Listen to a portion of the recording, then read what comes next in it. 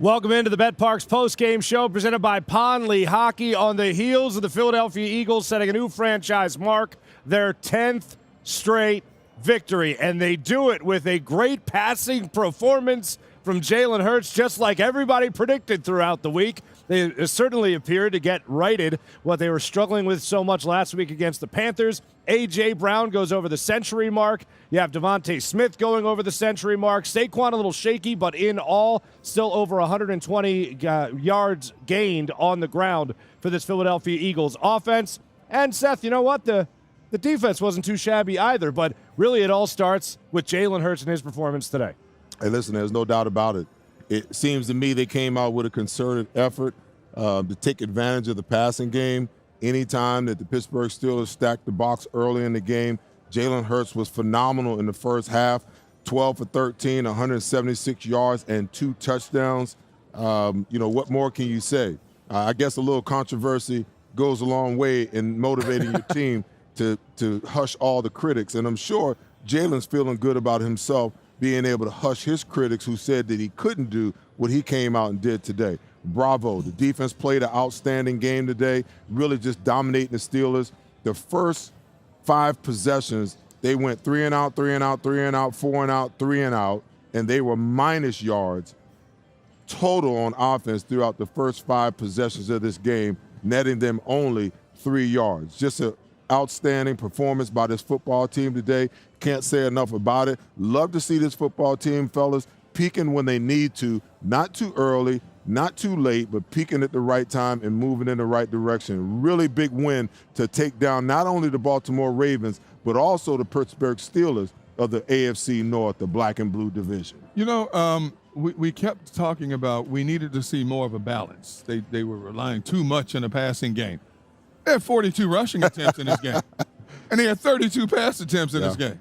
I think that suffices with the balance when they want to.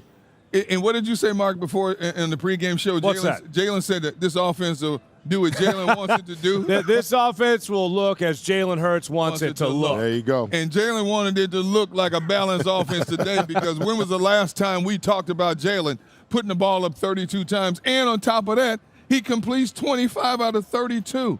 I was not surprised. I just wanted to see if they would deviate from the norm early on, knowing how stout this Pittsburgh defense was against the run. Sure enough, first 3 plays of the game, pass plays right out the gate before Saquon touches the ball, no gain. Then they go back to the pass game again to loosen up that defense a bit. Well, let's talk about this. Before the game, we talked, okay, are they going to make that concerted effort to throw the ball more? And are they going to do so to the detriment of the offense? Are they going to be forcing the ball in places it's not supposed to go? Are they going to be passing in situations where they should be running the football? For the most part, yeah, I think we can all agree. There's no mistake here. They went into this football game saying, we'll show them. Yeah. We'll show them we can throw this football. Yeah. Just so later in the season or in the playoffs, if we need to throw it, people can have the confidence that when we do throw it, we'll have success.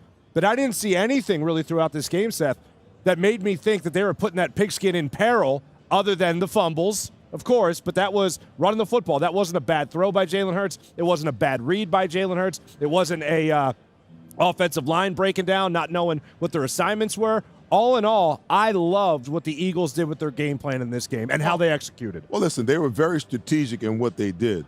Pittsburgh tried to disguise as much as they could, but every time you saw them get into a too high safety look, they would run the football. They get in a single high safety look, dropping Minkah Fitzpatrick down in the box. That's the extra guy that you can't account for. They checked and they threw the football. And Jalen Hurts did a really good job of getting the ball out of his hand on time, in rhythm, to A.J. and everybody else. Now, he had his little lull in there where it looked like, he was kind of reverting back to his old self a little bit. But for the most part, when they really need to turn it up a little bit, they need to ratchet up, the intensity a little bit. I felt like Jalen Hurts got back into rhythm. There's no reason why they can't get what they want when they want it. But you have to play the game from a strategic standpoint. You just knew that the same way that it was early with the Baltimore Ravens, so it was with the Pittsburgh Steelers. We're going to load the box. We're not going to let Saquon rip us for 5, 6, 7 yards a carry, and we're going to force Jalen Hurts to beat us with his arm. And by the way, he did just that. He beat the Pittsburgh Steelers with his arm. Then they got to the run game. I think Jalen Hurts had 45 yards rushing on the day as well. That's a big day. It's a big day, but they played complementary football because every time they got the turnover, then they got the fumble. The very next series on a fumble punt by Cooper DeJean, the defense stood tall in both of those situations, like they've been doing all game long. And I think that's one of the reasons why you're not seeing Nick Serianni be overly aggressive when he doesn't necessarily have to, because the defense is standing tall when they need them to stand tall and either stopping the opposing team after a turnover or forcing just a field goal. There were a couple of plays that you saw from Jalen Hurts in the early goings of this game where it just kind of looked like he was going to find a groove. He was going to be in that rhythm early. And I can't think of too many times where we went into a game thinking one thing and saying, all right, well, hopefully they don't make a mistake in doing what we all want them to do, which is at least throw the football and show that you can do it. There were plays that were on time. It was like a checklist going through this game. There was a pass to Grant Calcaterra on their first possession, ended up going for 21 yards. Next thing you know, you get A.J. Brown involved on a slant route. Next play, you see Devontae Smith, little drag route. He ends up taking it for 21 yards. It was box after box that was getting checked by this Eagles offense. Now, you did mention, and I don't know what your level of concern is right now, gentlemen, there was a little portion there where Jalen Hurts started to not really have that rhythm in the middle portion of this game. Saquon Barkley leaving the game in that second quarter, there was a direct correspondence between the two, direct correlation between the two. When he was out of the game, the offense did not look like it was the same. When he came back into the game, you saw that rhythm start to get established again. Whether or not he was cooking, the fact that they had to count for him when he was in or out of the game, I thought that had a little bit of a hiccup to the Eagles' offense. But other than that, it was money after money. I don't think this offense missed much of a beat at all with Saquon sitting out. I mean, they picked up the first downs when they had to. Jalen made the throws when they had to. They made the necessary yardage in a running situation when they had to. I thought they basically outfoxed Pittsburgh, a very good Pittsburgh defense, I might add, in basically all phases of the game, to be honest with you. You know, throw out the two early turnovers because Pittsburgh only got 3 points off those two turnovers. And that bodes well for the defense. This defense shut down this Pittsburgh offense just like they basically shut down Baltimore's offense. This defense, this young defense, which, by the way, I've said it before, I'll say it again, is the youngest starting 11 in the National Football League. Wow. And they're the number one defense in the league. They're giving up 18, 20 points, in this case 13 points, against offenses that can put up 25, 30 points at any given moment. I think right now they're the most complete team in the NFC. I don't want to see overall in football because you look at, I mean, they got some explosive teams over in the AFC. Look what Buffalo's doing in Detroit today, so on, But I think right now they are the most complete team in the NFC, bar none. And whether they play at home or on the road, this team is the team to beat. People keep talking about Detroit. Detroit got the doors blown off them today, and that's no disrespect to Detroit because it happens. It's hard to continue to win 9, 10, 11, 12 games in a row. But right now, the way the Eagles are dismantling teams, frustrating teams, I mean, against this defense, this Pittsburgh defense, the Eagles had the ball 39 minutes. 39 minutes and 13 minutes in the third quarter. And when Seth asked me to look up a stat at the end of the game, they ran 20-something plays, 21, 22 plays on that last drive. Pittsburgh's defense could not get off the field. Unbelievable. When have you seen an offense run a series 21, 22 plays? It's unheard of. No, I would. My head rolls at 18. The Eagles had an 18-play drive with, I remember, Vince Young back in the day, many days ago. And all of a sudden you're seeing a performance like that to cap off the victory today? It's unbelievable. That shows you can do what you want. You hear these prognosticators talk about the explosive play and how hard it is to get 10, 11, 12, 13-play drives. Take into consideration, the Eagles went 13 play, 47 yards field goal, 13 plays, 74 yards touchdown, and 21 plays, 88 yards to kill the clock. What's wrong with that? Okay? Again, there were only 8 possessions in the game for the Eagles. But when you look at the time of possession, to D. Gunn's point, 39 minutes and 52 seconds against a defense like this, I get it. They were missing George Pickens on the offensive side of the ball. But that doesn't say anything to the fact of what the Eagles actually did from an offensive standpoint, because they clearly dominated. I mean, they were right there on the precipice of another touchdown when they decided to kneel. So they could have, realistically put up 34 points on this vaunted Pittsburgh Steelers defense. To D-Gun's point, I think with the loss today and the way that the Detroit Lions lost, and I know that they got some injuries, I know that the Eagles are now tied with them and they hold the tiebreaker. But in my opinion, the Philadelphia Eagles are the best team in the NFC at this point in time. Yeah. And an argument can be made the way that they played and the way that they executed, the way that they threw the football today. It could be argued they're the best team in the National Football League. No question about it. And the thing is, you're 14 games into the season. Look how healthy this team is compared to most teams in the National Football League. That just doesn't happen. To have this Eagles team, okay, obviously you're minus Dallas Goedert right now, but you got a pretty good backup in Calcaterra. And you look at the overall personnel and defense, look at the overall, and a couple of Eagles offensive linemen went down but came back in. This team is healthy and rolling through people. If they can stay healthy, who's going to stop them in the NFC? Who? Oh, I haven't thought anyone, to be honest with you. Even going into this game. Right, the Lions are a good football team, and all respect in the world to them. But the Eagles, I can't say it enough. They have the most dominant thing in football. And we've known it. Going into this game, we knew the most dominant thing in football was Saquon Barkley behind this offensive line.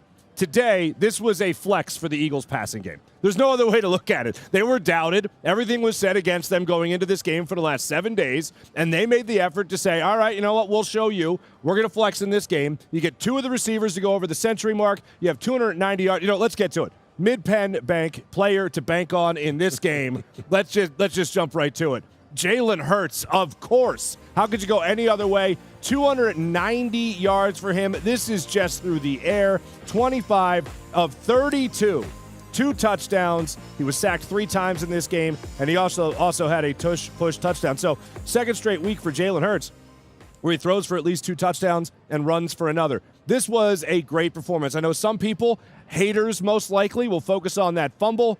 But really, when you just talk about the passing game being challenged throughout this week, Jalen Hurts and this passing offense rose to the occasion in this game for a very convincing win over the Pittsburgh Steelers.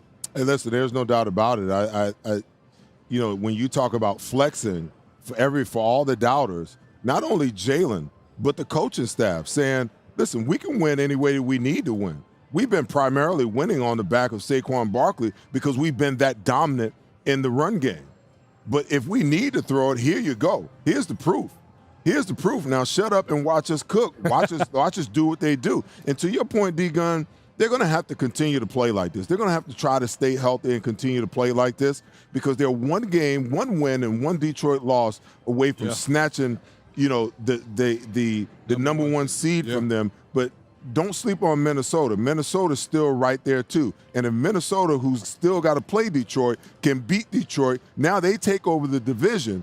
And now all of a sudden you got a situation where now the Minnesota Vikings becomes a problem for the Philadelphia Eagles. So the Eagles are going to have to continue to play great ball. They're going to have to continue to play winning football down the stretch. This isn't going to be a situation where they can feel like, oh, we've arrived, and exhale. They're going to have to keep playing because the division still is not wrapped up. We know the Eagles ain't going to lose 3 in a row, and Washington's going to win 3 in a row. That's not going to happen. Yeah. But the division first, and then you're thinking about the number 1 seed. So they're going to have to keep just plodding along and doing what they got to do in order to finish where they want to finish, get the bye, get everybody healthy, get everybody well and rested, and now let's make a run at this Super Bowl. Well, you look at the horse race down the stretch, and Detroit has a much tougher road to hoe than the Eagles do. The Eagles' last 3 games now are against 3 of the worst run defenses in the National Football League. So they can go back to the run and dominate those games. Now, it's going to be a good divisional matchup against Washington in a rematch next week down there. But I still don't think that Washington team is good enough on its best day to beat this Eagles team on a mediocre day if the Eagles play the way they play. Yeah, and just for the record, I said passing earlier. Yeah. You took that to mean just Jalen Hurts. I did mean the coaching, too.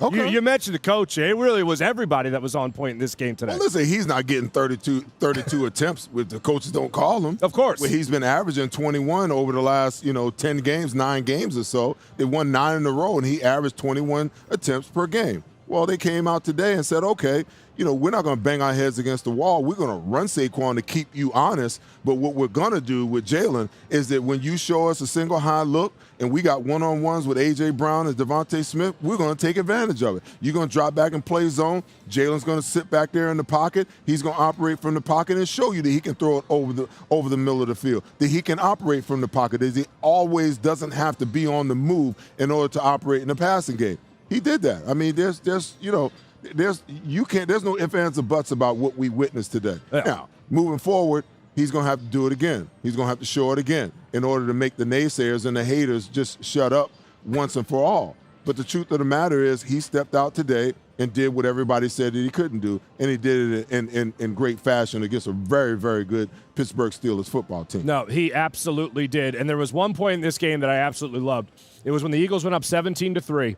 They got the shot on the sideline of A.J. Brown sitting with Devontae Smith. And guess what? There was nothing to talk about. There was nothing to complain about. They had just gone out there and dominated both of them to that point to help the Eagles get to that 17-3 lead in the second quarter. Pretty fantastic stuff. Now, before we go to break, we do want to remind you we have a toy drive going on here. Make sure you're following Seth Joyner on all social media platforms so you can get involved with the Seth Joyner Family Foundation. Visit shop.donordrive.com to take care of all that. It's our very proud, very honored to be able to partner up with CHOP as well, Seth. I'm sorry, go ahead, Seth.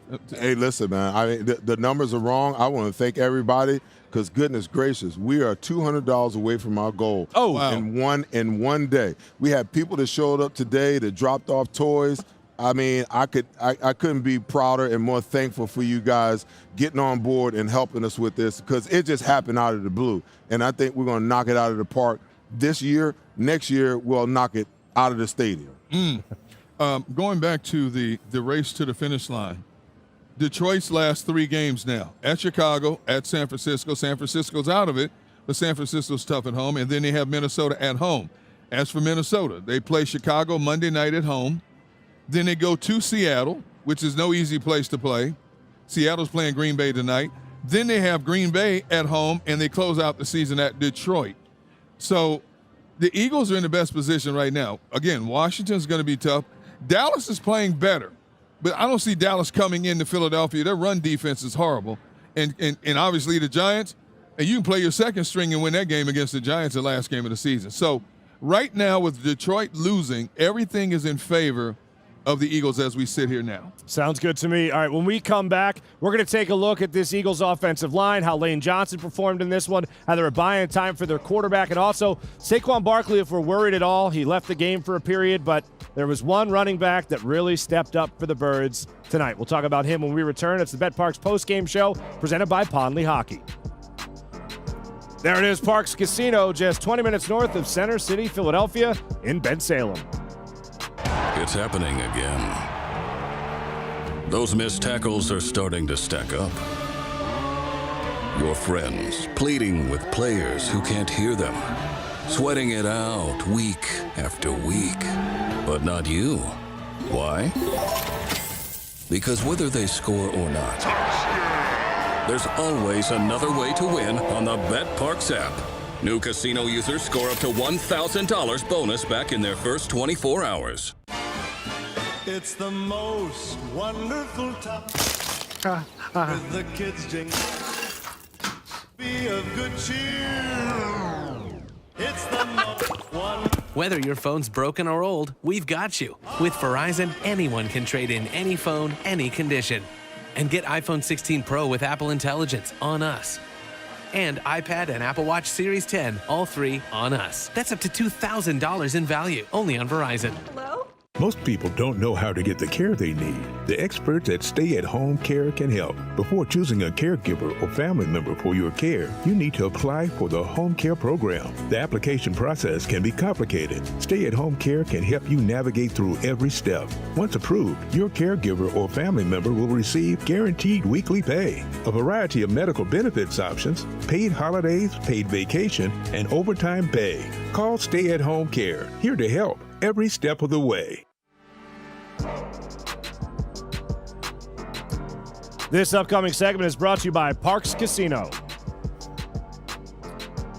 Welcome back to the betPARX postgame show presented by Pond Lehocky, Marc Farzetta, Seth Joyner, Derrick Gunn on the heels of how about this, gentlemen? Again, franchise record, 10th straight win for the Philadelphia Eagles. If I would have told you, win number one, your watch of the win streak, that is, you have Nick Serianni yelling at fans at Lincoln Financial Field. They just barely escaped with a victory against the Cleveland Browns. We needed all the good vibes possible going into that bye week. They come out with the win. But all the talk, tell me if this sounds familiar, was things that went on off the field.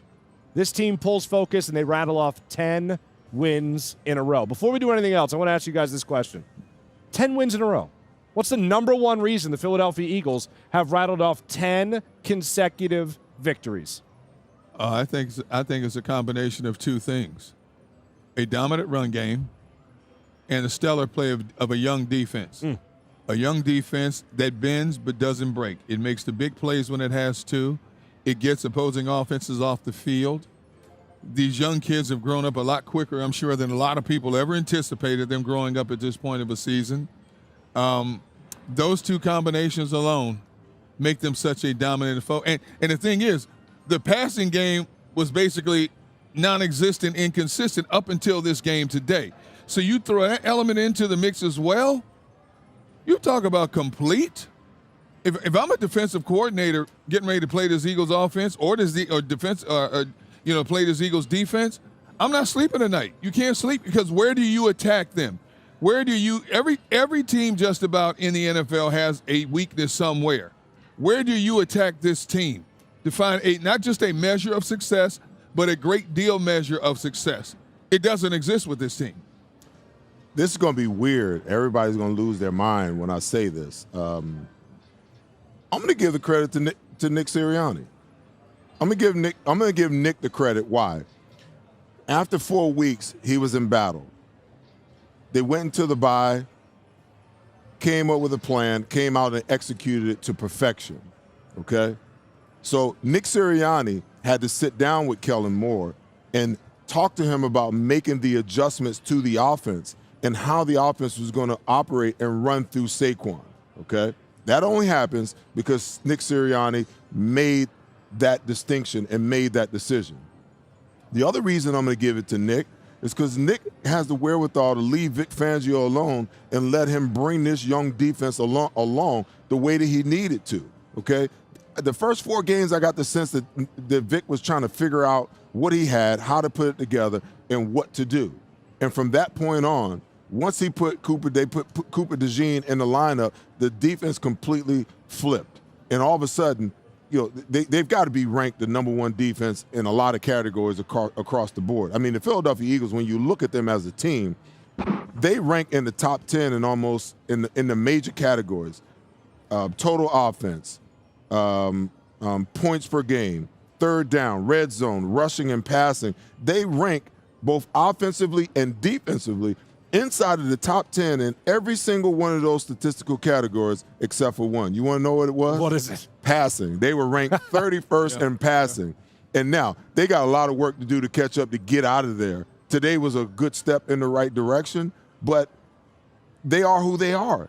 They are a running team. They played against a team today that was very good against the run, and they made a decision to come out and throw the football early to set up the run. And bit by bit, they kept wearing on the Pittsburgh Steelers and wearing on them. But Jalen Hurts, with his arm and his legs in a lot of situations today, made a lot of good plays to help them win this football game. So I'm going to give the credit to Nick. He's taken hell. He's taken a lot of heat, okay, this season alone. But you can't give him heat without giving praise when things turn out the way that they turn out. And for him to have a record of 46-19 and have this team that started off 2-2 to reel off 10 in a row, the most in the history of the franchise, you got to give Nick Serianni the credit here. Well, we give him the credit, but let's go back to what you were stating earlier. Nick brought a lot of this on himself. It wasn't like it was rumored, fake news. We visibly saw it. Nick brought this, getting in the way, calling plays, arguing with fans unjustifiably. I mean, I understand, it's happened around the league a few times. Coaches have gotten to verbal spats with fans, throwing stuff at them, spitting at them, okay, things like that. Nick is a very passionate, very emotional guy. It's understandable, but sometimes you have to learn how to harness that and rein it in, especially when you're winning. Why are you jaw-jacking with the fans? You know what? Wave to them, say have a good day, and walk off the field. But see, Nick is growing. He's still evolving. I mean, he's in his 4th year as a head coach, but he's not a complete head coach. And I'm not talking about just X's and O's. When you're talking about coaching, you're not just talking about on-the-field stuff. You're talking about leadership, self-control, self-demeanor, things of those natures, and Nick is still evolving in that regard. And I think a significant reason why this team, like Seth said, is doing what it's doing is because Nick had to change. Like a chameleon, he had to change to make sure he didn't get in the way of the success of this team, and he's done that. Listen, when everything broke out last week, I said that Nick Serianni, as the head coach and the CEO head coach of this football team, he's got to show his mettle as a leader. Okay? All this nonsense that went on, it was incumbent upon Nick first to sit down with Jalen, to sit down with A.J. Brown, to iron out the nonsense and point the team in the right direction. He has to be the barometer, okay? So for this team to come out and put up, how many points did they put up today? 27 points against a team like this, the Pittsburgh Steelers, who only gives up 18 points a game, you got to give Nick credit. And to your point, D-Gun, listen, it's one thing my mama used to always say, son, it's all right to be a young fool. Don't be an old fool, okay? So now, if Nick made some mistakes along the way and he continued to make those mistakes, then I think it would be problematic. Yeah. But the fact that he could look at the error of his ways and make the adjustment and make the change for the benefit of his football team, you got to give him a lot of credit, man. Yeah, Seth, it's not just putting up the 27 points on the board. It's controlling the clock against a very good Pittsburgh defense the way they did. 13 minutes, control of the clock in the third quarter, a 21-play drive to end the game. Pittsburgh's defense could do nothing, and Pittsburgh is pretty good at switching things up in their favor. Now, T.J. Watt had his 2 sacks early on, non-factor later on in the game. They made necessary adjustments to take care of that. This Steelers defense could not get off the field when it had to against this Eagles offense. Why? Because of the way they mixed up the offense and kept this defense on its heels. It was absolutely unreal. Hold up. So I don't do this often, but I got to give this guy in the chat a modern elder. He says, thank you, BG. That's pretty damn good right there. That is priceless. That is absolutely priceless. Looking at this game, there was one drive that we were talking about. Gunner, you mentioned one already when you just talk about what they were able to do to end the game. How about talking about the drive of the game? And that's where you talk about the Davis Honda drive of the game. Philadelphia Eagles offense had started to sputter just a little bit. They were looking for a knockout punch, if you will.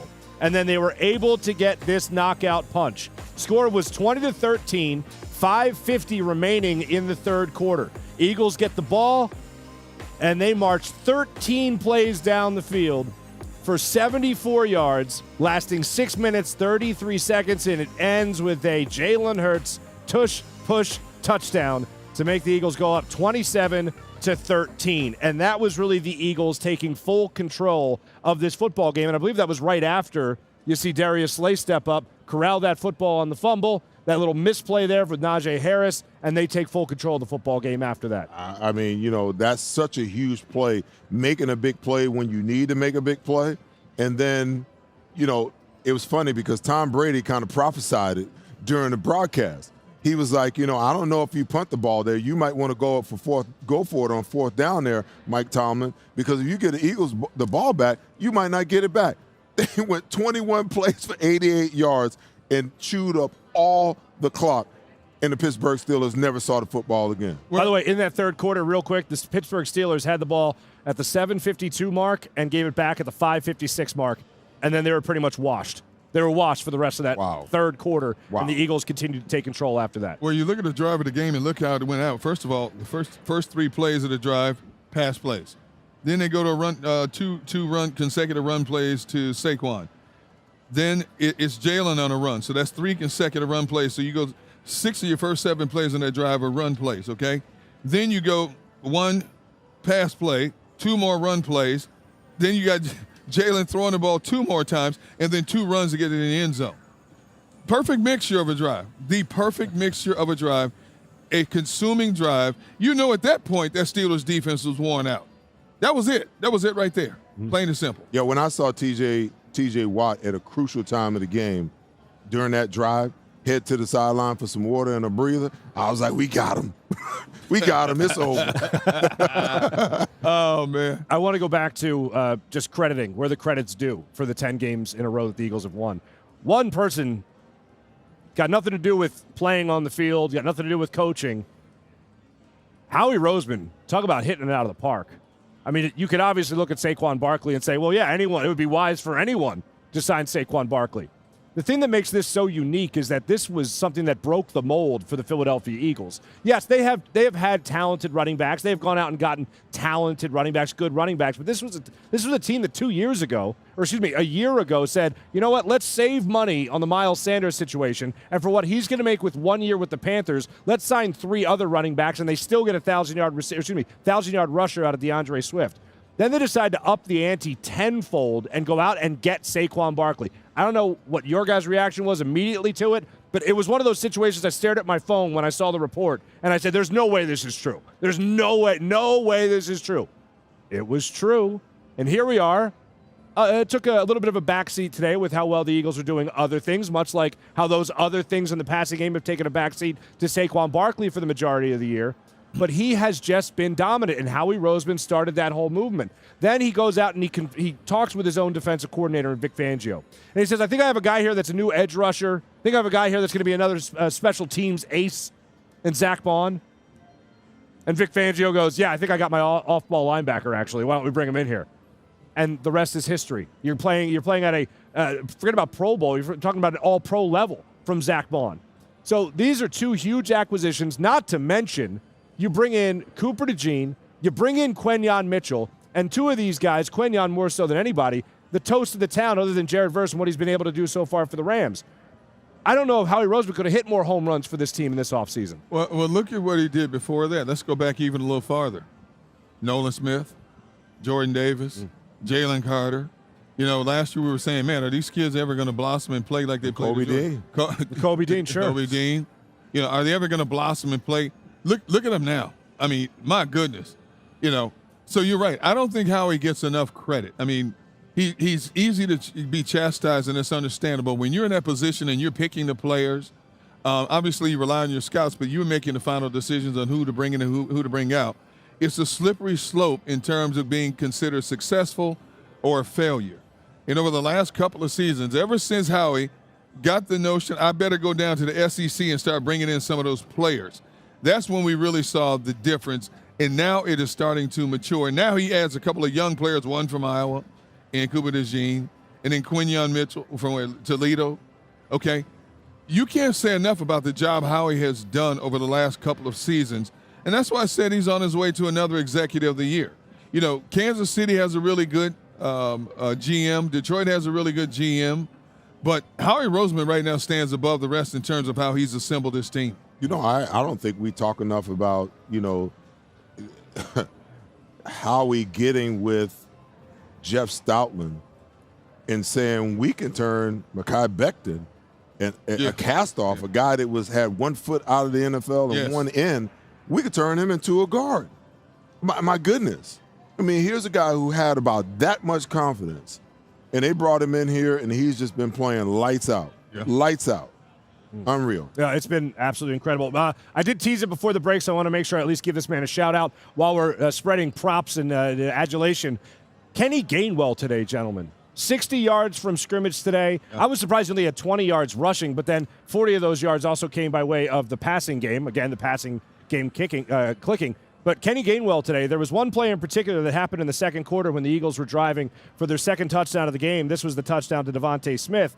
You had a 3rd and 3 from the Pittsburgh 18. Kenny Gainwell gets a nice little swing pass from Jalen Hurts, ends up taking it 16 yards, takes it right down there to the 2-yard line. Kenny Gainwell, in a situation where you had to step up for Saquon Barkley, who was a little banged up in that second quarter, Kenny Gainwell really helped this offense keep cooking. He had a couple of very, very critical third down conversions, too, where they kept the drive alive and kept going as well. How about the one in the fourth quarter where Hurts hits him out in the flats and he slips between two guys to pick up a first down?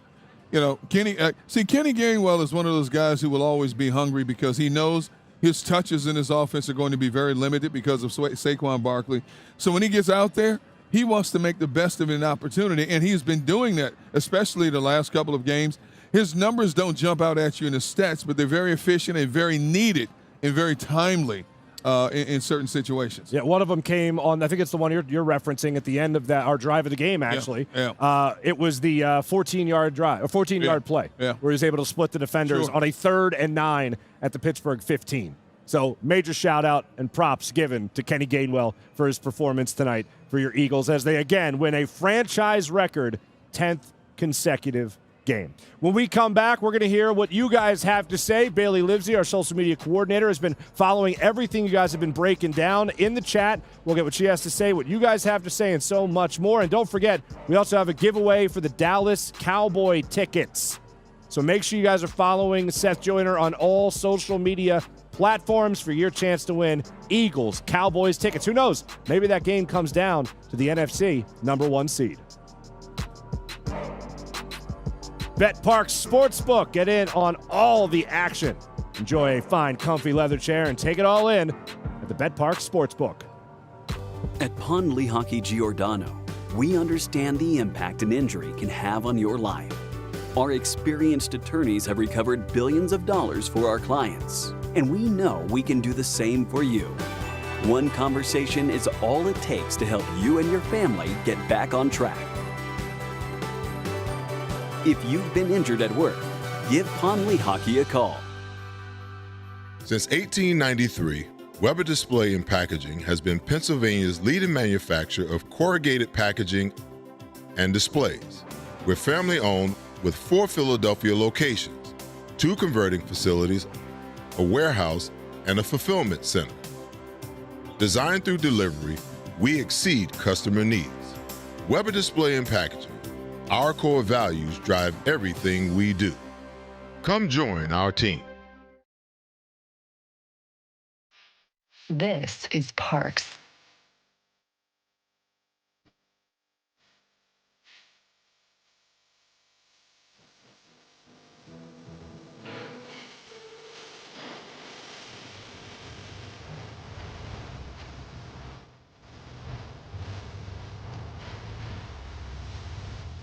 Parks, Pennsylvania's #1 casino experience. This is how you win. At Revolution X, we know that fortunes are made in times of uncertainty. Are you selling your investment real estate? Are you interested in deferring your tax with a 1031 exchange? At RevX, we're experts in 1031 exchange planning and the use of passive real estate options using DSTs. Not in the midst of an exchange and want to invest in real estate but don't know where to start? Revolution X has institutional grade real estate options for any size investor right now. Set up a consultation at RevXWealth.com. RevX, defer the tax, maximize the gain. This upcoming segment is brought to you by Pond Lehocky. Welcome back to the betPARX postgame show presented by Pond Lehocky. We're just 20 minutes north of Center City, Philadelphia, in Ben Salem. Marc Farzetta, Seth Joyner, and Derrick Gunn. And now we want to know what you guys had to say in the chat. Bailey Livesey, our social media correspondent, is standing by. She's been monitoring the chat, that is, and breaking it all down. Bailey, what are the good people talking about? Well, hello, everyone, and a big thanks to everyone who submitted questions. The chat is absolutely filled tonight, and so we have some good ones. So for our first one, Derrick, you mentioned that Jalen completed 25 out of 32 passes. Do you think that will hush some of the Jalen haters? You know what, Bailey, I'm glad you said that because Jalen could have been 32 for 32, and you're still going to have people out there who still don't like Jalen Hurts for whatever reason.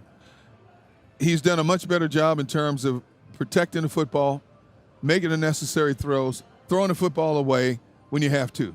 Is Jalen Hurts an elite quarterback? No, you're not going to put him in elite status. But what Jalen is a very efficient quarterback. He's getting the job done with his arm and with his legs as well. He has the utmost respect from his teammates. That's all you can ask of him right now. He is not hurting this team. He is helping this team, and that's why they've won 10 games in a row. Plain and simple. Hey, listen, you know how Philadelphia is what have you done for me lately?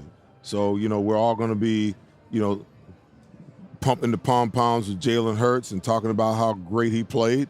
But, in pure Philadelphia fashion, he's got to come back and he's got to do it again. He's got to do it again next week against Washington. It is what it is. But, it's a good start. I've been saying all along, listen, I think sometimes, people misinterpret, some of the things that we say in shows like this. Because, it's our job to be critical where criticism needs to be. But at the same time, I think people kind of forget sometimes when we're positive and we give guys props for the things that they do. The criticism that Jalen has been under has been warranted. Just like early on, somebody came at me with a tweet that I did back on September 29th, just this week. Oh, this didn't age well about Nakobe Dean. I was like, at the time it aged well because at the time that I tweeted it, he wasn't playing that good. They had to really be considering whether he was going to be the starting guy. Now, he's turned the corner just the same way that Jalen Hurts for this one game has turned the corner. Now, they got to keep stacking it and keep doing it and keep proving that they could do it. The reason why I believe in Jalen Hurts because Jalen Hurts has done it before. The reason why I believe in Jalen Hurts because he's led this team to a Super Bowl and came within 3 points of actually beating the mighty Kansas City Chiefs. So don't tell me that he can't throw the ball over the middle, that he can't throw it with timing and rhythm, that he can't make certain throws. He can make them all because we've seen him do it before. It's just he has to do it with greater consistency to get people off of his back. Yeah, and highest efficiency rating ever in for a quarterback in a Super Bowl. I don't think he's going to hold him back from winning a Super Bowl. No. And I know that conversation started up, but I got to tell you, gentlemen, of all the wins, if you're to pick one from the whole season or just the 10-game winning streak, this is my favorite one because Jalen Hurts literally said while he was standing at the podium this week during his weekly press conference, he was like, the offense is going to look as Jalen Hurts wants it to look. Arrogant, sure, but if you can back it up, then good on you. And one of the things I loved about this game, and throughout the game, I look back at you, Seth and Gunnar, and I just smile after a great throw from Jalen Hurts because he alluded to the idea that this was lying in wait. This was lying dormant simply because they had the most potent weapon in the NFL with Saquon Barkley running behind this line of scrimmage. But if they need to activate pass mode, they could do it with great efficiency. He proved it today. And I know that there's been a lot of people that have admired what Saquon Barkley has done this season and then looked at Jalen Hurts and said, well, Saquon's so great, so Jalen must suck now. Not the case. And he proved that today with this win over the Steelers. Another very strong opponent. You want to know what my favorite Jalen Hurts play is today? What's that? Oh, He breaks the pocket and he's scrambling. And he's got Devontae Smith out in the flat. And he points out to the flat, like go to the flat. The defender goes to the flat and Devontae goes inside and he hits him for like a 15, 16-yard completion. That comes from great communication and being on the same page to know that I'm pointing the defender out there, but I want you to take that hole that's sitting in the middle of the field. It was absolutely awesome. I believe that was the 2nd and 14. 6:21 left in the game. 2nd and 14. They get the first down to Devontae. Yeah, that was great. A little rope-a-dope. Yes, sir. Point to the outside, go inside there. Bailey, we're all jacked up for how Jalen played in this game. What else you got for us? All right, so after a week filled with drama regarding AJ, Jalen, and BJ comments, do you think today's performance will settle things down at all? I think that things are already settled because, the litmus test was the game today, how they would play today. If they came out and laid an egg today, then that would have told me that there's still some unresolved issues there. But they came out and played with great efficiency. He was locked in on AJ early. He got Devontae, started a little later in the game. He made wise decisions throwing the football. And like I said, in the first half, he was 12 for 13 for 176 yards and 2 passing touchdowns. Where's their problem there? Right. No, exactly. I will say this. Going back to the start of this win streak, again, it started with Nick Serianni yelling at the crowd. Nick Serianni, the last time he had that kind of criticism, really on him for his actions, not necessarily for how the team played, was the flower power speech of, 2021? And then they went on the run after that because everyone said they're not going to win. Sirianni's an idiot. Same thing happened with the first win of this 10-game winning streak. Sirianni's an idiot, shouldn't be yelling at the fans. And although I agree he shouldn't be yelling at the fans, I said, watch this be the flower power speech. And they rallied around their coach, and now they've rattled off 10 in a row. Similar thing for me when it comes to Jalen Hurts and A.J. Brown. When A.J. Brown said passing almost exactly 7 days ago, and everyone just lit everything on fire after that, the one thing I went to was they're going to overcorrect in some way, shape, or form. Now, whether or not it'd be to the detriment of a win, that certainly proved to not be the case because they won today despite really focusing on the passing game. It's what they needed to do, and they could execute it with great authority in this game. For me, that's where they turn the tide. That's where they look back on last week and they say, all right, you want to criticize us now? Because we acknowledge it. You're not telling us anything we don't know as Eagles players. We know we got to work on the passing game. Well, they did that to almost perfection today, And D-Gun, before I pass it to you, I just want people to know, we're going to look at this game and think that this was such an imbalanced game of pass to run. Even in the first half, the Eagles had 15 runs to 13 passes only. Right. You know, and to your point, in the second half, I forget what the numbers were, but they ran the ball quite a bit more than they actually threw the football. 42 runs in total for this game. 15 of them were by Jalen Hurts, 32 passes. The biggest worry opponents have to worry about now is if you fall behind on this Eagles team, they're going to grind you down. They don't have to get fancy. They don't have to get tricky. They're going to grind you down, especially in the second half. If they pass the ball well in the first half and are sitting on the lead, guess what? Saquon and Kenny Gainwell are getting the football for the majority of the second half. How are you going to stop them? Who has stopped this running game? Think about this. During this entire winning streak, who has stopped this running game? Nobody. Look at what they have left on their schedule. None of these three teams are known for their defensive prowess when it comes to defending against the run. Who's going to stop this team? When you look at who they match up against possibly in the playoffs, whether it's Detroit, Minnesota, Green Bay, Tampa Bay, who can stop this run game? Think about it. There's no defense in the NFC that can stop this run game right now. The Ravens were supposed to. They didn't. Stop it. The Steelers, they might have stopped Saquon, but again, he was hurt. They still had 131. Yeah. Still 130 yards. I just feel like today was another shift. You know, we talked about the 4-2 start. Then they reeled off 3 in a row. Their identity became exposed to what they were going to be on the offense and what they were going to be on the defense. I think you've seen another shift today in what they can be offensively, because what they did was they read what they took what the defense was going to give them. If you're going to line up in 2 high safety, which means you can only play a 6-man box, then guess what? We're going to run the ball at you with our 6 guys, with our 5 down and our tight end. We're going to run the ball at you, and we're going to pound you. You want to load the box up? Okay, we're going to check, and we're going to go slants to A.J. Brown off of the fake, the play action pass. We're going to hit Devontae Smith in the seams because your guys are going to be late getting back in the zones and whatnot. Now, that's playing chess against other people when they're trying to play chess, and the Eagles made the right moves today. That's going to be a problem for other teams moving forward, D-Gun, because if the Eagles can continue to do that, listen, the Steelers' defense is probably one of the best defenses in the National Football League. Over the next 3 weeks, they're not going to face anything like that. They're probably not going to face anything like that until they get to the NFC Championship game and have to face a Detroit Lions football team. Absolutely. Bailey, you have one more for us? Yes, and lastly, we have a 10-game winning streak, the most in team history. How great does that make you all feel? Well, we still had plenty to talk about over the 10 games. They haven't left anything to be desired when it comes to at least conversation points for the Eagles. But it makes me feel great because, I mean, growing up here, and Seth, you obviously had a big part of the Eagles and their defense and how great they played. Gunnar, you've covered it for a long time. But I look at this team, and I just see something very special. And you got into it earlier, Seth, when you talked about Nick Serianni. One of the things over the last couple of seasons that I've at least looked at with Nick Serianni and said, you know what? Maybe he is a great coach because of how well he prepares his team. Last year, there's no excuses. Everything went wrong.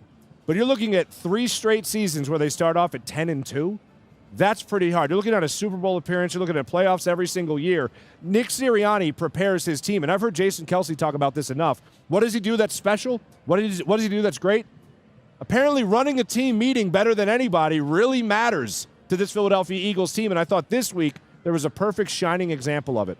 You have the distraction, if you want to call it that, with A.J. Brown's comment. Then you have the compounded distraction with Brandon Graham going on the radio and saying what he said about, they're not as close as they used to be.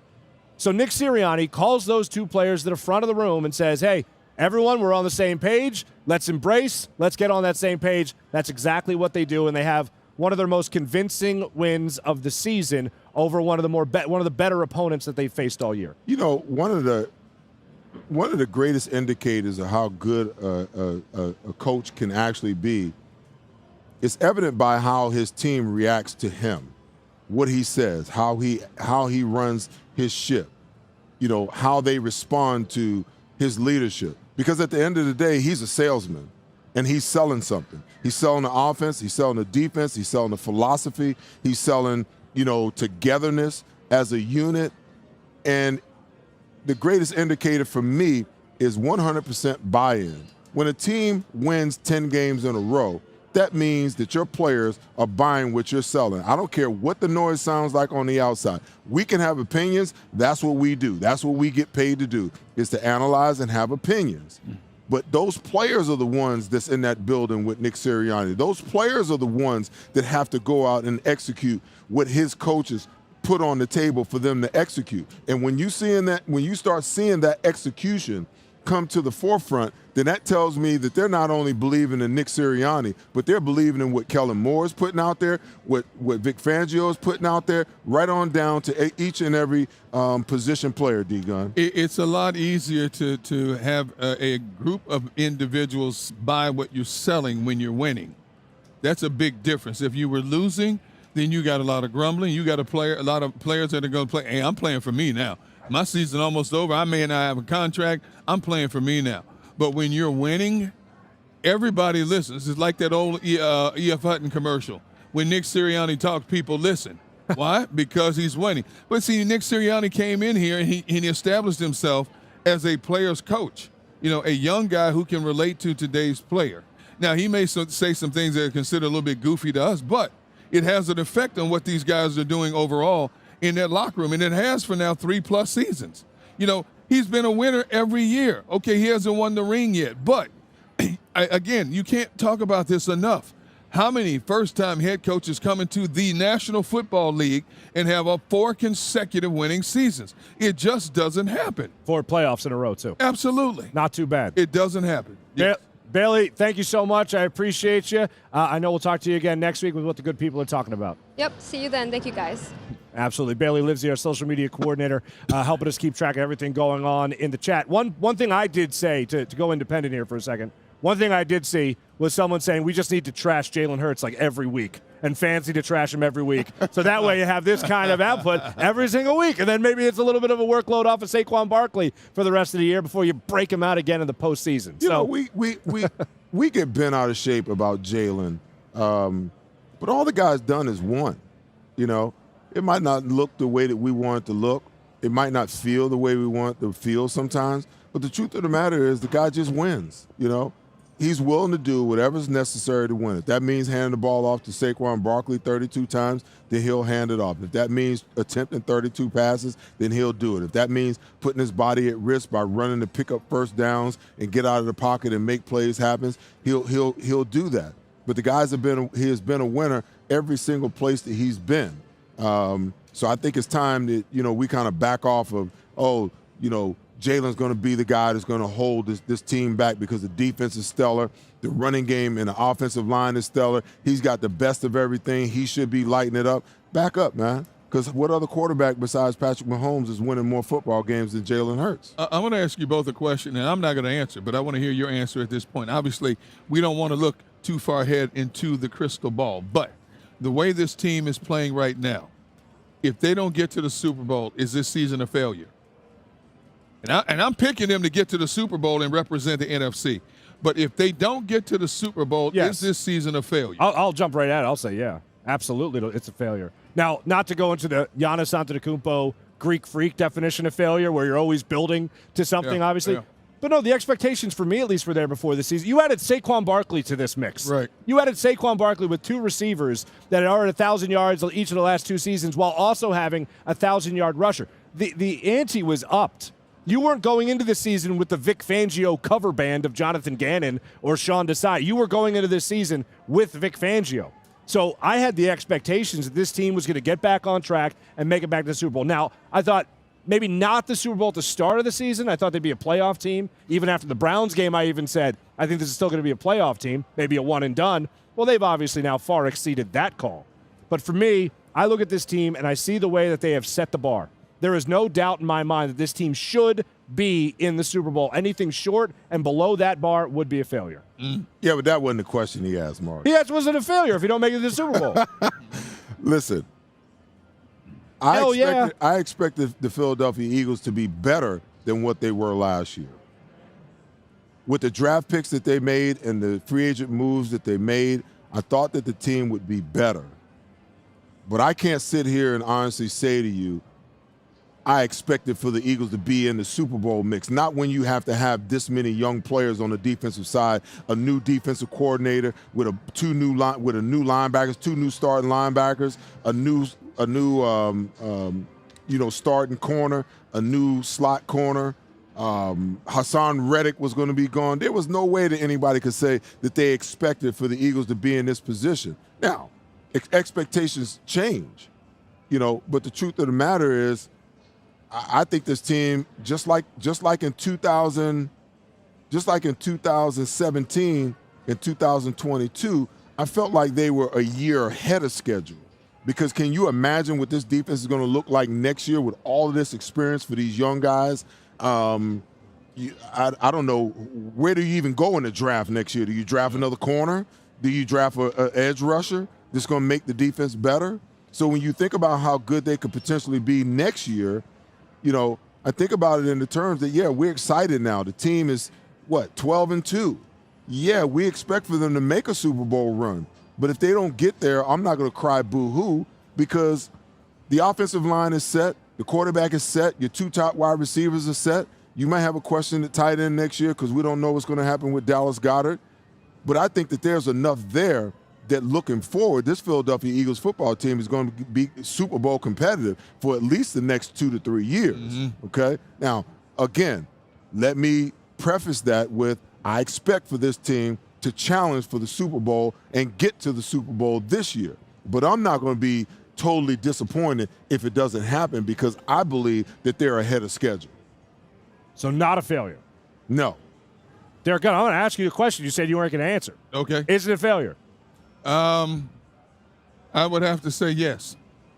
And the reason being, when you look at the numbers they are putting up on both sides of the football, when you look at the diversity of this team, and I go back to something I said earlier, I don't think there's a team in the NFC that can stop this team in any way, shape, or form as long as they stay healthy, as long as they don't have any key injuries pile up the last 3 games of the season. And you figure that last game of the season is going to be insignificant anyway, unless they're still battling Detroit for that number 1 seed. I would say yes, it's a failure because they've exceeded our expectations. I was with you guys early on. Looking at the roster and the additions they've made, I expected them to be a playoff contender. I didn't expect them to be sitting here at this point of a season with only 2 losses. And you look at the way they're playing now, and we talk about the health. Now, they did have some injuries today, but there's nothing that's being reported right now that they're season-ending injuries, okay? So even if a couple of players had to sit out here and there the rest of the way, they still have enough depth against these last 3 opponents. I can't emphasize this enough. When you look at the last 3 teams they're playing, they're ranked 30th, 29th, and 28th against the run. I'm running the football 50 times a game, and I'm still going to win by double digits against all 3 of these teams. All right, so you're talking about as long as they obviously stay healthy, yes, as long as they run the football as well as they have. There's a lot of intangibles involved. Right, as long as they throw the ball as well as they have in today's game, and as long as you don't shave your mustache, we're good to go. You got to go for the to Eagles' the white mustache. tap. Oh man, well you can. 10-0. How do you know? 10-0. How do you know it's not the beard? Maybe it's the beard more so than the mustache. What, me? Yes. How do you know it's not the beard? Because when they collapsed, I still had this beard last year. That's how I know. That was last year. I'm talking about this year. Have you ever seen Farzy without a beard? Yeah. I've seen him before. I've never seen him without a beard. It's not a pretty sight. I need something to cover this face. I'm glad you said that, but that's another story. I don't look good. Doesn't look good. This is barely an improvement, if that. When we come back, we're going to talk to the good doctor. There were some injury scares in this game. We're going to talk to the sports doc himself, Dr. Bruce Grossinger, when we return here on the betPARX postgame show presented by Lehocky. The 360 Lounge here at Parx Casino. Enjoy some fantastic entertainment, some ice-cold drinks. It's the most wonderful time with the kids jingle. Be of good cheer. It's the most wonderful. Whether your phone's broken or old, we've got you. With Verizon, anyone can trade in any phone, any condition. And get iPhone 16 Pro with Apple Intelligence on us. And iPad and Apple Watch Series 10, all three on us. That's up to $2,000 in value, only on Verizon. Hello? And the next thing I knew, I woke up in a hospital bed. Has a friend ever told you a story about an accident and someone says, you should probably sue them. Forget your friend. Call Lehocky Giordano. We're an injury law firm that's recovered billions of dollars for our clients. And with our vast network of attorneys throughout the country, we know we can do the same for you. So if you've been injured in an accident, give Lehocky a call. One conversation is all it takes, and you won't pay a dime until we win. Sell your car to us, no hassle, no fuss. DavisBuysCars.com. Did you know that Davis Honda will pay top dollar for your car? Go to DavisBuysCars.com and get an instant quote on your vehicle. We'll make the purchase as easy as possible and put cash in your hand faster than you can say DavisBuysCars.com. Sell your car to us, no hassle, no fuss. DavisBuysCars.com. Gentlemen, are you ready for a wardrobe update? Introducing Divine Nine's Custom Menswear, your clothier for truly unique, custom-made threads. With Divine Nine, you can design your own one-of-a-kind suit, jacket, slacks, shirts, golf pants, and shorts, perfectly handcrafted by our skilled artisans who will bring your vision to life. Prepare to stand out from the crowd with Divine Nine's Custom Clothier, official clothier of Seth Joyner. Custom clothing made for you. This upcoming segment is brought to you by Verizon. Welcome back to the betPARX post-game show presented by Lehocky, Marc Farzetta, Seth Joyner, Derrick Gunn. All season long, Seth chose to give away some great stuff. We have a Jalen Hurts giveaway, a Jalen Hurts jersey giveaway to do later in the week. Seth, tell me about this. We can follow you on social media and all your platforms. Okay, so let me start off by apologizing to all the viewers and everybody. We forgot to run the program for the Jalen Hurts jersey. We're supposed to give it away today, but we didn't run the social media promotion. We're going to do it next week. Can you put that slide back up one more time? If you guys can follow me over at these designated social media outlets, we are going to post what it is you're supposed to do, whether it's like, repost, share, follow, whatever it is. And then we're going to pick the winner of the jersey next Sunday in Postgame. We also got 2 tickets to the Cowboys game, and we're going to give those away next Sunday in the Postgame as well. So you'll see 2 promos this week, and so on my social media platform. One will be for the jersey, the other will be for the 2 tickets to the Dallas Cowboys game at the link. There you go. Seth taking care of everybody just like that. Also, I just want to point this out. Jalen Hurts did confirm after the game that he did break his left ring finger. So he confirmed that in the press conference. And he opened his press conference as he sat down with, is this what y'all wanted? Oh, my goodness. My man literally just dropped are you not entertained? Are you not entertained for Jalen Hurts? We'll get to that more in a second. But let's talk about this broken finger with the sports doc himself. Dr. Bruce Grossinger joins us right now. Doc, obviously this is on his non-throwing hand. This is his left ring finger. What's it look like for recovery just to get him back to 100% on both hands? Well, I'll tell you, I think he plays better with the broken finger. So maybe he should break another one before the Skins game. But I'm saying that facetiously. He played wonderful today. It's a non-throwing hand. It didn't seem to be relevant. And there were a lot of injuries in and out. It was like a revolving door. And Landon Dickerson's the only one who I know still has a persistent injury. All right, how about A.J. Brown? We'll get to Landon Dickerson in a second. A.J. Brown had a hip drop tackle, unfortunately, on him, which I thought was supposed to be illegal now, but okay.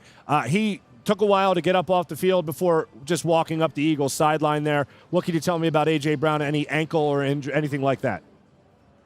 I think he's okay, and it's again how Dean Blandino mentioned, as we both saw the same thing, how they're supposed to be calling the hip drop tackle. I don't think they've called it once, so maybe they're not succeeding very much with that. But the reason is because of the leverage. But I think he's okay. He seemed fine. He was smiling. Just like Mekhi Becton couldn't have had a bigger smile when he went out. So many guys got rolled up today, and they all seemed to come back, except for Landon. And Landon, has had 2 ACL surgeries, and the way he hung up his helmet, I think, was very purposeful. So we could hope that the Landon will come back and not have a serious injury. Doc, is there any report on what it was? Did anybody mention what it was? Is it a hip? Is it a knee? Is it an ankle? Any idea what it is? For Landon? Yes. They said it was a knee.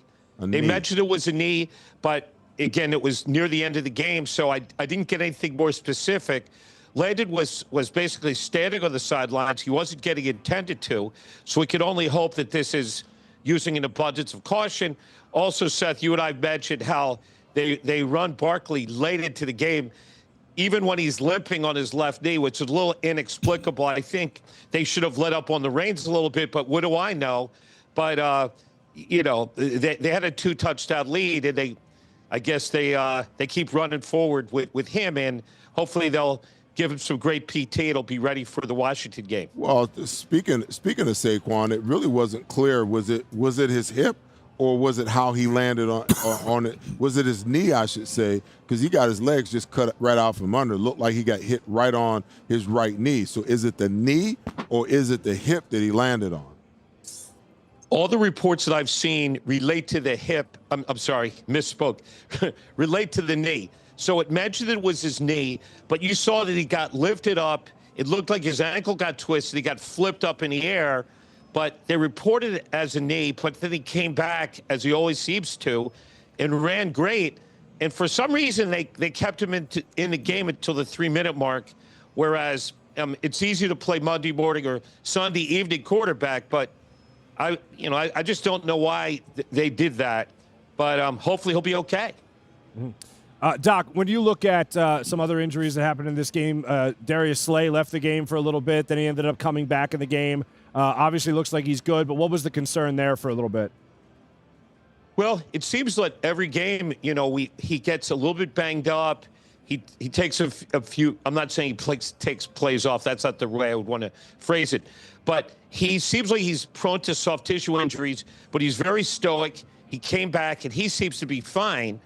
And it's amazing the Eagles, Britton Covey's the only one who was inactivated, and he practiced Thursday and Friday. So if Landon comes back, then the whole team will be available for next week, which really, the only thing that can stop this team, in my view, humbly, is injuries, and they're remarkably healthy.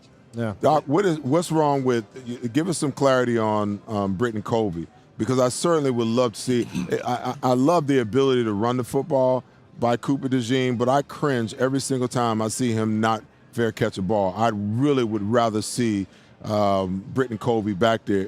Was it a concussion that he's dealing with? He's doing what they call a neck injury. I'll presume it was a stinger, because if it was a more serious neck injury, he wouldn't have been a full participant in practice Thursday and Friday.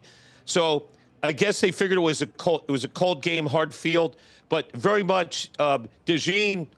I like to see him in the defensive backfield, but it's certainly, there were some moments today that were very harrowing, and Britton is professional when it comes to fielding punts. Absolutely. Dr. Bruce Grossinger, thank you so much for joining us as per usual, Sports Doc. We'll talk to you next week. Thank you. Have a wonderful week. You too. All right, Doc. Dr. Bruce Grossinger joining us right there. Real quick, I'm just seeing this by way of E.J. Smith of Inquirer.com. Saquon Barkley was, quote, dealing with a little something, according to Saquon Barkley after the game, which is why he missed extended time during the game. Then he went on to say, quote, I'm not going to get too much into it, but the guys stepped up. Big Kenny Gainwell was one of them, and he was able to make some big plays. So dealing with something, I didn't know of anything going into the game, but you'd have to assume it was in the game. I would imagine it was that hit they kept isolating on, the TV broadcast that kept isolating on, and it didn't seem like a devastating type hit. His feet were up in the air when he came down, so we just have to wait and see. Hopefully it doesn't cost him a game, because everybody's excited about the prospects of him possibly breaking Eric Dickerson's all-time rushing record of 2,105 yards. You know, a lot of people, me included, thought that record would stand forever, that nobody would get close to that record in the National Football League with the way teams like to throw the football. Now, very few teams are as balanced as, or run dominant. The run game has returned to the National Football League, but we haven't seen such a dominant run-type game in a long time. So with this man being on the brink of breaking that record, we've talked about for weeks trying to be cautious in terms of how much you use him so he doesn't take unnecessary hits, so he doesn't wear down in the final stretch. And hopefully whatever he was dealing with today, obviously he was out a lot more than we thought he would be. And he came back in, but hopefully it's not something where this team says, you know what, we're going to sit you out against this team because we still feel we have enough firepower to win these games. Yeah, and he still had 21 touches in the game. 21 total. touches. It was about a minute 50 left in the first quarter when he had that play running up the middle. Mika Fitzpatrick came in and swiped out his right knee. I still think he's critical to the offense. You know, if he can play and it's not something that's long term, I think he's going to play because you could see a shift in the offense when he went out of the game and how Pittsburgh was actually playing the offense and how the offense began to sputter a little bit. That's not a knock on Kenny Gainwell, but anytime Saquon Barkley is in the game, you got to be cognizant of the fact that he's in the game because you know that every single time that he touches the ball, whether it's a run or a pass, he can take it the distance. Yeah, at the time, I thought the Eagles were just running him out there as a decoy. And there were a couple of plays I was talking about during the game in our green room where he was wide open in the flat, and Jalen Hurts didn't even look his way. Wide open. On two separate occasions in the flat, Jalen didn't look his way. Now looking back on it, maybe they were just kind of testing him out to get out there on the football field, run it a little bit, run out there, see if he was 100% healthy, and then they eventually used him again. Well, they said during the broadcast, you know, the last 4 minutes of the first half, they asked what was wrong with him, and he's like, he's fine. Nick Serianni said he's fine. You know, Kenny Gainwell is our third down running back, so we were in 4 minutes. So obviously, you know, he was in the game.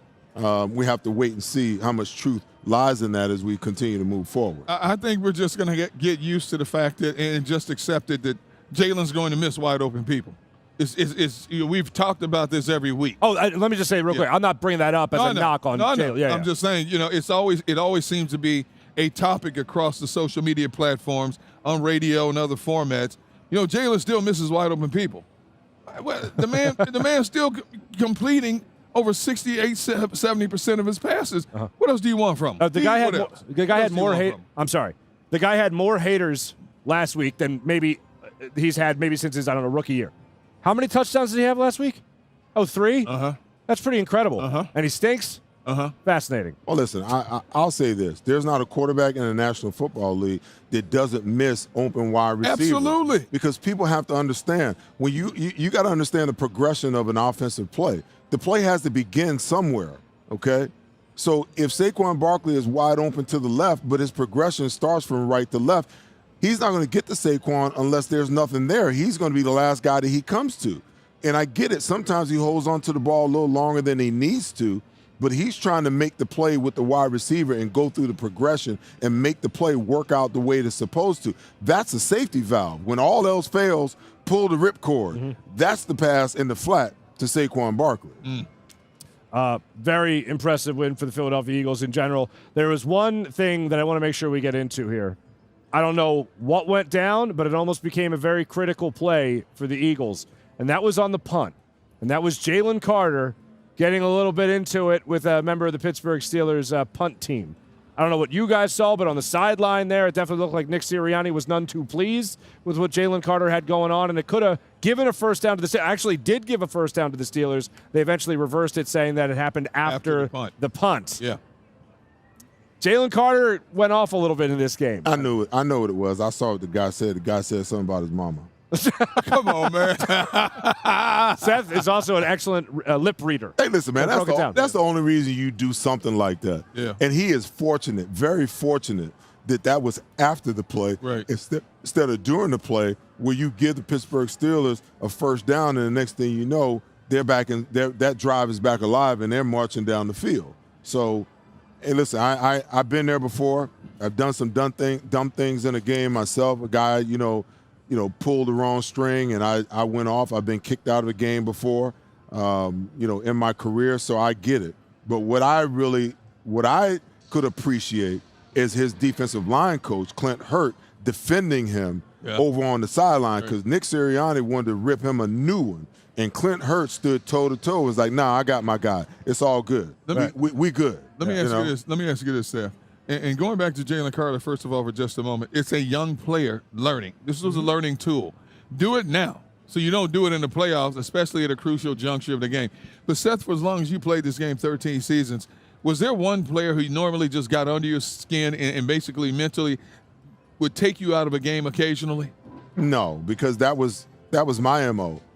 Like, I talk more trash than anybody because I understood that the game, especially if I knew I could dominate you. Yeah. Now, if I didn't think I could dominate you, I'm not going to throw gas on the fire. Right. You know, I know I'm in for a fight all day. I'm not going to poke the bear, you know, but if I could dominate you, I'm going to be chatting the entire time because the game is just as much psychological as it is physical. Yep. You wouldn't be at this level if you couldn't do it physically. Then it comes down to mindset. It comes down to you being able to focus. And if I could talk enough trash to a guy to get him thinking about something other than what he was supposed to be thinking about, I just made my job that much easier. But there was never anybody that got to me like that. I was too busy bumping my gums.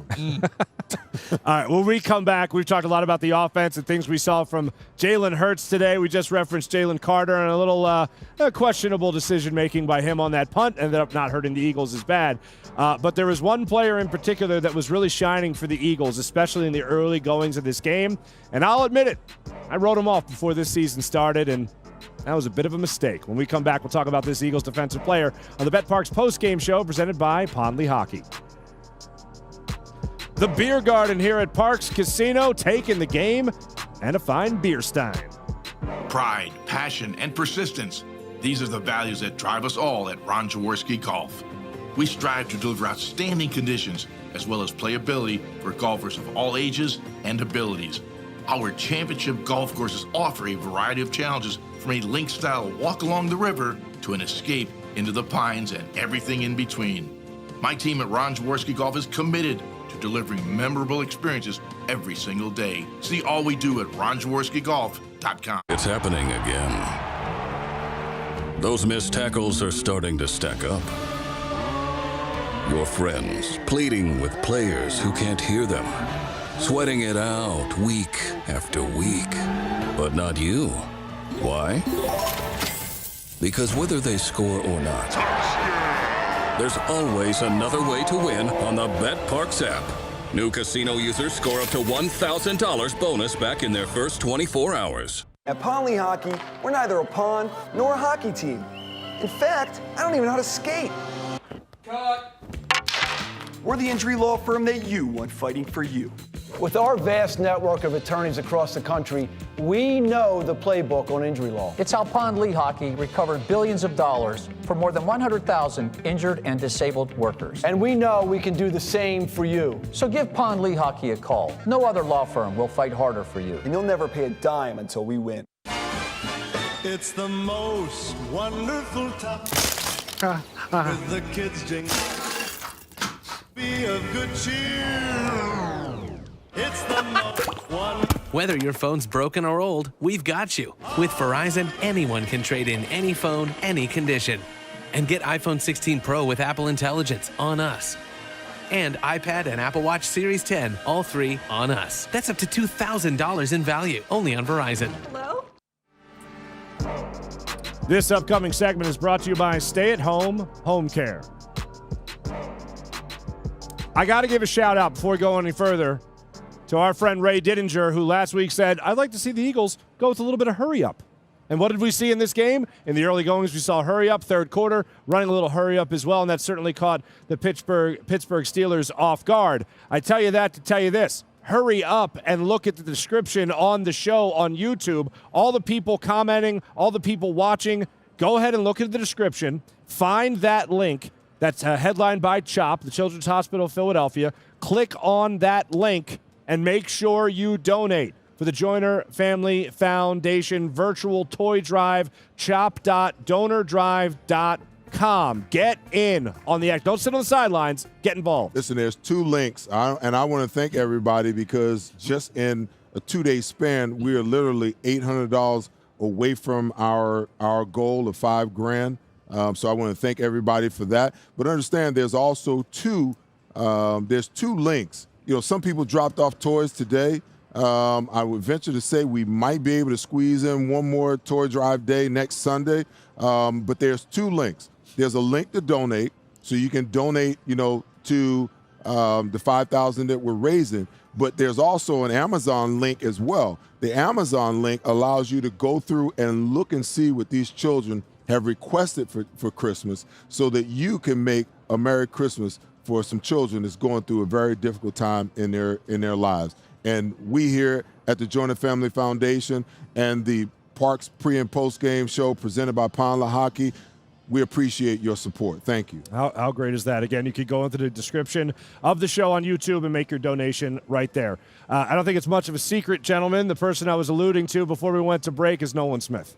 Nolan Smith comes out of the gates, has a sack, has 2 tackles for loss in this game, had a tipped ball at the line of scrimmage in the first quarter of this game. And I had said many times over and over again that I don't see him being in the Eagles' plans this year to be someone they could really rely on.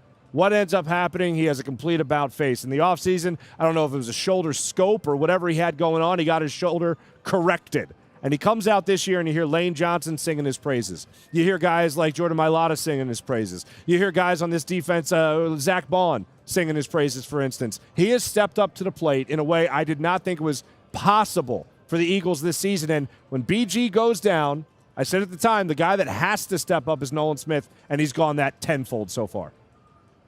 Well, kudos to the coaching staff. The fact that they revamped this coaching staff and got better teachers of the game in here on both sides of the football is a direct reason why I believe you've seen, because Nolan Smith started out slow early in the season, but they kept patient with him.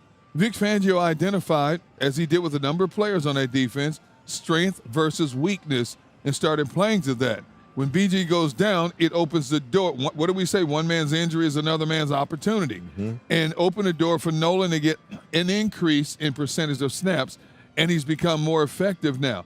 Look at how Josh Sweat is playing on the other side, okay?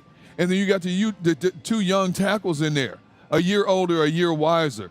You always talk about when they're rookie, will they hit that proverbial rookie wall, whether it's the 10, 12, 13th game of the season.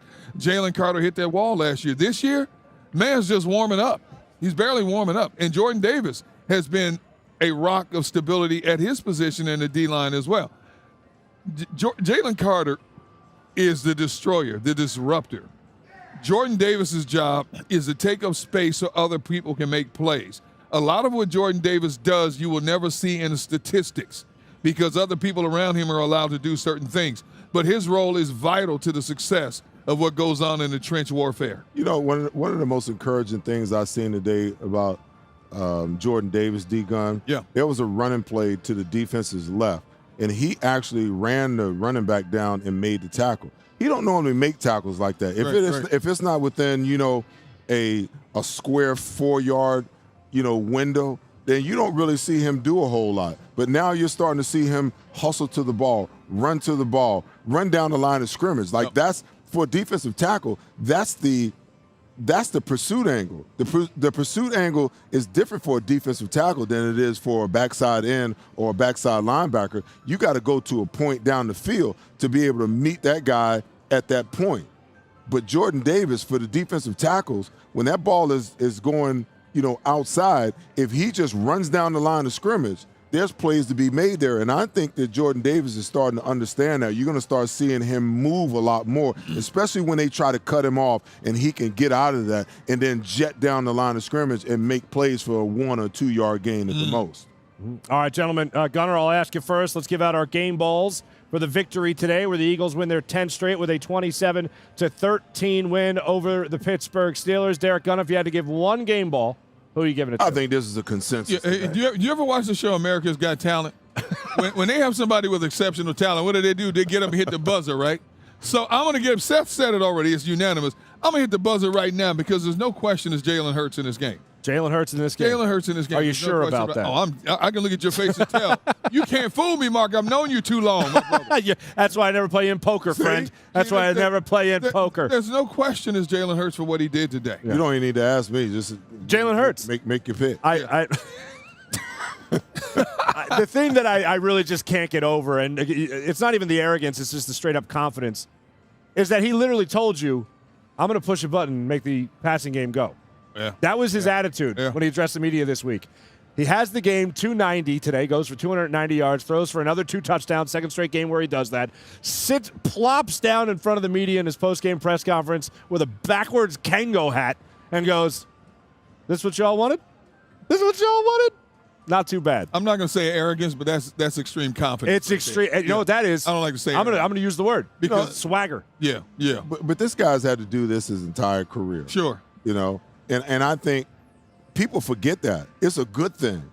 It's a good thing, in my opinion. I hope that everybody doesn't, pull out the violin and give him all the kudos, I keep talking crap about Jalen Hurts. Just keep doing it. Because what the guy has built his career on is proving people wrong that talk about what he can and what he cannot do. And I, for one, I don't ever talk about what he can or he can't do. I may analyze what he does or what he doesn't do, but what I never do is talk about what a guy can or can't do until he proves to me and shows me 100% that he can. The reason why is they got metrics for the 40, for the vertical jump, for the broad jump. They got all these. They got the Wonderlic test to tell you potentially how smart a guy can be. They got all of these metrics. But what they don't have a metric for is what's right here and what's up here. Because I've seen guys that completely bomb the Wonderlic test and get on the football field and they're football savants. So keep on doubting this kid because he's out to show and prove to everybody who doubts him or that hates on him that he can do exactly what it is that you say he can't do because he's that confident. It's a beautiful thing. I think he thrives on the negativity. Absolutely. I think he feeds on that. And that's fine. If that motivates you, people always say, well, you're playing in a National Football League. What more motivation do you need? But you know what? Players find ways to motivate themselves to get up for week to week. Hey, Jordan games. Huh? Jordan used to Absolutely. He used to make stuff up. Absolutely. Exactly. You get motivated for. Hey, man, I think you said something about my wife. Yeah. I think you said something about my mama. I mean, Jordan would just make it up, man. Hey, good game, Mike. To hell with you, good game. Mike. Literally. Hey, MJ to you. I'm going to drop 40 on you next time I see you. Exactly. Hey, on that note, I can't believe Jalen Hurts only has one 300-yard game this year. This guy sucks. You know what I'm saying? Yeah. You know what I'm saying? Oh, yeah. Ladies and gentlemen, the Eagles have won 10 in a row. Jalen Hurts threw for 290 yards, 2 touchdowns, ran in another. The defense played a phenomenal game. And Russell Wilson is no longer undefeated against your Philadelphia Eagles. There you go. You might credit Vic Fangio. You might credit the great game by Jalen Hurts. You might even credit Howie Roseman for phenomenal coaching. Me no credit? You might credit the man that said throw away the tackling donut. Seth Joyner. No, in the pregame, I said that streak ends today. Oh, yes. Thank you. You did make that call. Okay. But there's one thing we can end the show now. We can't. That's where you drop the mic and walk off. No, the this stage. is where you got to go for the clicks, man. This is where you get the clicks. The number one reason the Philadelphia Eagles have won 10 in a row is none other than Derrick Gunn regrowing his mustache. Thank you. Perfect. Thank you very much. Here's my favorite part of the week. Yeah, oh, look at that, ladies and gentlemen. You know what that stash is? That stash is 10 wins in a row, a franchise record. This is literally the best part of my week. To make curtains for you, Kappa. See? Yeah. Anyway. Ladies and for Seth Joyner, for Derrick Gunn. My name's by far a great crew for Bailey Livesey. Thank you so much for joining us here on the betPARX postgame show, presented by Pond Lehocky. Eagles win their 10th in a row, and now they improve to 12-2 on the season. Not too bad. Oh, and the Lions lost. Deadlocked record-wise. It's a good day. There you go. Get it done, young. It's early Christmas. Catch you guys next week right here on the Seth Joyner Show YouTube channel. See you guys. Go Birds.